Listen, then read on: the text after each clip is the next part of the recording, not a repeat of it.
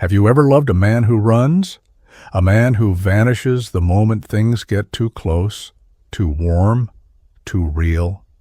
He says he wants love, but when love shows up wearing no mask, offering its chest, bare and trembling, he turns cold, withdraws, retreats into silence, into solitude. You call him avoidant. But what if I told you even an avoidant man can find his true soulmate, and when he does, something ancient and extraordinary stirs within him? In this video, we explore the 8 surprising changes that occur when an avoidant man meets the woman who was never chasing, because she was walking toward her own wholeness all along. Stay until the end. Because the final transformation is not only the most profound, it's the one he never even knew he was searching for. He stops running from himself. An avoidant man has not just been running from love, he's been running from himself, from childhood wounds still echoing in the corridors of his nervous system, from the voice that told him, "Don't need too much, don't feel too deeply, don't get too close." But when he meets a soulmate, a mirror, not a rescuer, he stops. The urge to flee fades. Not because he is suddenly healed, but because for the first time he feels safe enough to stay. You see, the right woman doesn't chase his shadow, she sits with her own. And in that presence, he begins to sit with his too. Emotional expression begins to flow. An avoidant man once believed his emotions were a liability. Softness was dangerous. Vulnerability was weakness. But when he meets his true match, a woman who listens without fixing, who sees his silence not as rejection, but as protection, his heart begins to unclench. Like a winter thaw, words start to form, slowly, rough around the edges, but real.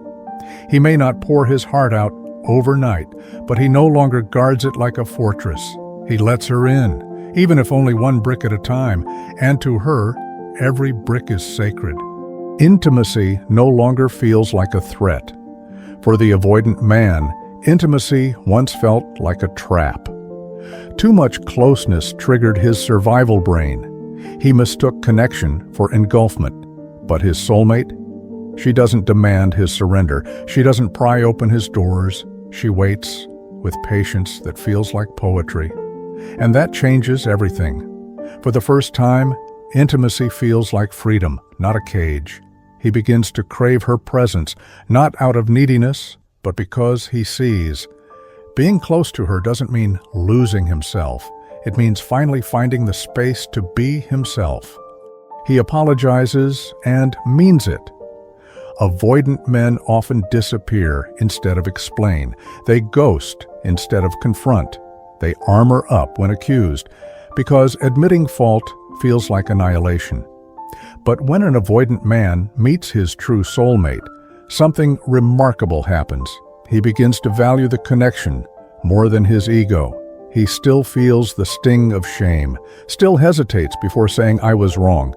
But now he says it, because this love is not fragile. It's forged. It can handle the truth.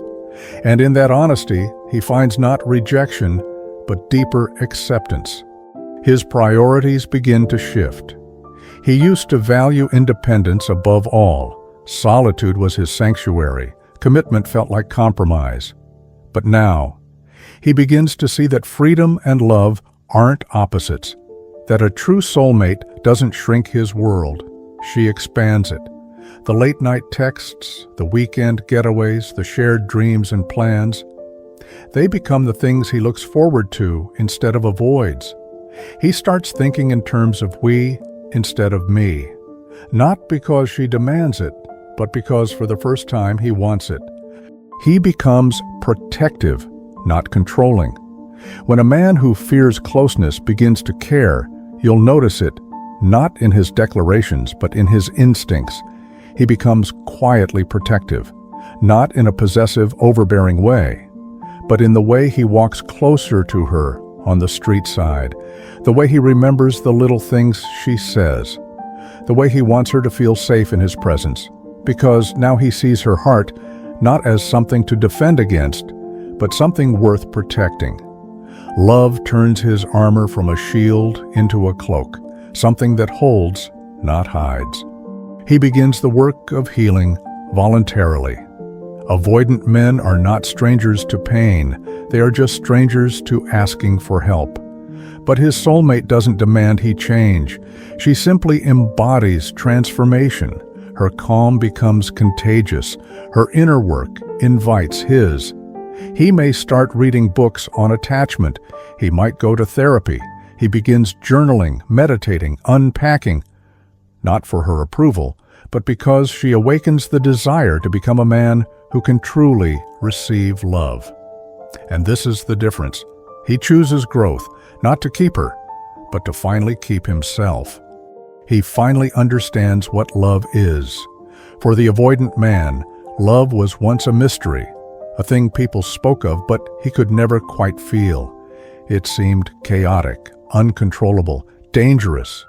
But now he sees love not as a fire that will burn him, but as a hearth that warms him.